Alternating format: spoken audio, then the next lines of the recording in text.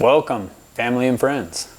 Mike with CorsIcan, do anything I put my mind to. As you can probably see already, I screwed up again. I installed this laminate wood floor many years ago, and in doing so, I had to pull the cabinets out, put them back in, but when I did so, I put the cabinets directly on top of the floor instead of cutting it around. I didn't want that 1/4-inch round trim going all the way around my cabinets, which has separated my floor here. So now I get to go back and fix my screw up. What I'm gonna do is I'm gonna bring you guys down here a little closer, show you exactly how I plan on doing this and how you guys can implement this yourself if you have the same thing going on in your house.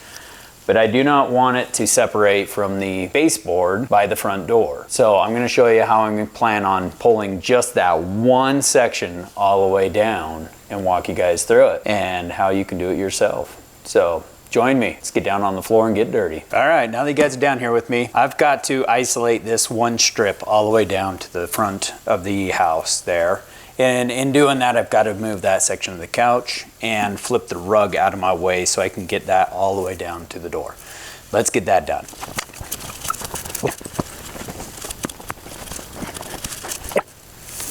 All right, now that I got that exposed, I'm gonna get my favorite tool in my arsenal, duct tape. And I'm gonna go all the way from that end, all the way down to here. And I'll show you how I'm gonna pull it together from there. All right, I think I got the right stuff now. So I got my favorite 3M duct tape. I'm gonna go all the way down there, run it down to here, and I'm gonna actually mount this in the duct tape itself so I have a kick stop. That way I can kick that directly into putting that into the tongue and groove. Let's show you how that works.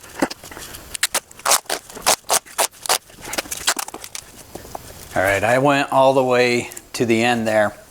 The reason for that is I want that to all stay together and then this to go up and over there. So we're gonna do the same thing on this side, bring it back this way, just so I can mount that board directly to it. Just so I don't have any movement, I'm gonna do it twice here. All right. Give me a second here, I'll be right back. All right, as you can see, I've got all the duct tape all the way down, running across each one of these, so that's gonna hold it together. What I'm gonna do is I'm actually just gonna kick that as hard as I can and see if I can get it to go together. The only reason why I know that may work is I've kicked the floor before and shifted it into place, but I wanted it to have a way of pulling all of these instead of just one section and having it split on the next section. So let's go ahead and try that. I may have to mute you guys out so it's not aggressive on the sound.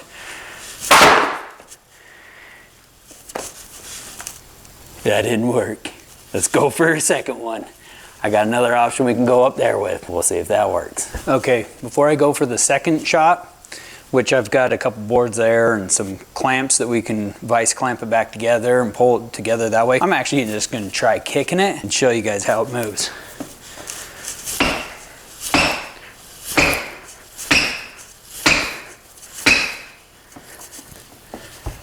We're all sealed up, but that actually is,